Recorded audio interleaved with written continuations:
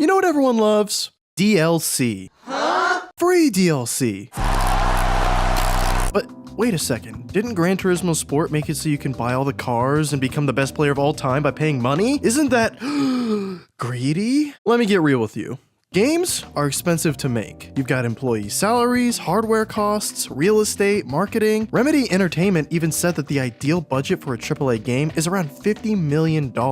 Even so, Remedy is pretty small when compared to Goliath studios like Ubisoft Montreal and Rockstar Games, who have thousands of team members and spread their projects between multiple studios. The point I'm trying to make is that in order to sustain a game for a long period of time, there needs to be a steady source of income that goes beyond the initial asking price. Not only that, sometimes the developers don't always get the speculated amount of money they thought they'd get from their game, or from a combination of that and their publisher, marketing team, disc manufacturer, and distributors taking a cut. It's why you see so many games turn to the Epic Game Store. There's a guaranteed higher cut given to the developer/publisher. Epic only takes a 12% cut, while Steam takes up to 30%, at least that's according to Epic themselves. Gran Turismo Sport has had a free content update nearly every single month since its release in October 2017. Since then, they've released 116 new cars, 35 new tracks, a career mode, and dozens of new escapes locations. For free! Sticking with a game for months, sometimes years after launch, it doesn't take the full team, as they've probably moved on to the next project, but it still takes a hefty amount of time and effort to sustain and cultivate a fan base while simultaneously working to improve and add to an existing game. Month after month of work with only the income from game sales to support them, it's no wonder that Polyphony decided to try their luck and see if they could get a few extra bucks from people with more money than time. Or people so rich, they don't need to care. And it's not like they're getting a constant flow of people spending 60 bucks every time they want the game. It's been on sale pretty frequently since its release. Fiduciary duty is a legal obligation to act in the best interests of another party. Namely, in the case of a game studio, that other party would be its employees. Essentially, it's the responsibility of the developer or publisher to make as much money as possible so they can sustain themselves as a company and so their employees are guaranteed a certain wage. I know EA gets a bad rap, but they're a business. All of these studios, developers, etc., they're in this to make money, and it's their responsibility as creators to be able to sustain themselves and to give their team the amount of money they need in order to live comfortably. As nice as it would be to believe that most creators do what they do purely out of artistic integrity and love for the craft, at the end of the day, integrity and passion don't pay the bills. And I'm not saying that all game developers lack integrity, I'm saying that integrity and passion mean nothing if they're not financially sustained. I'm also not excusing certain money-grabbing techniques employed by certain publishers, but I do see why they are the way they are. Why not make money where there's money to be made? How can you refuse? Why leave money on the table? Even developers and publishers that have made a name for themselves by being generous and focusing on consumer friendliness, it's still a part of their marketing strategy. It's just that consumer friendliness is the thing that they hope will create positive word of mouth that ultimately translates to more sales. Again, it's hard to say stuff like this without implying that every publisher is shady, because I don't believe that. I just think that publishers and developers aren't as evil or as altruistic as they may seem. At the end of the day, it comes down to fiduciary duty and their responsibilities as a business. Yes, it kinda sucks when publishers and developers ask for more money after paying 60 bones for a new game. It really sucks when it feels like game progress is intentionally padded or throttled to encourage buying microtransactions. I'm looking at you, Need for Speed Payback. But this doesn't come out of nowhere. I always see people make fun of developers for abandoning projects that weren't going anywhere. And then I also see people making fun of developers for trying to support their game for years after launch by adding microtransactions and loot boxes. Not to get sassy, but newsflash,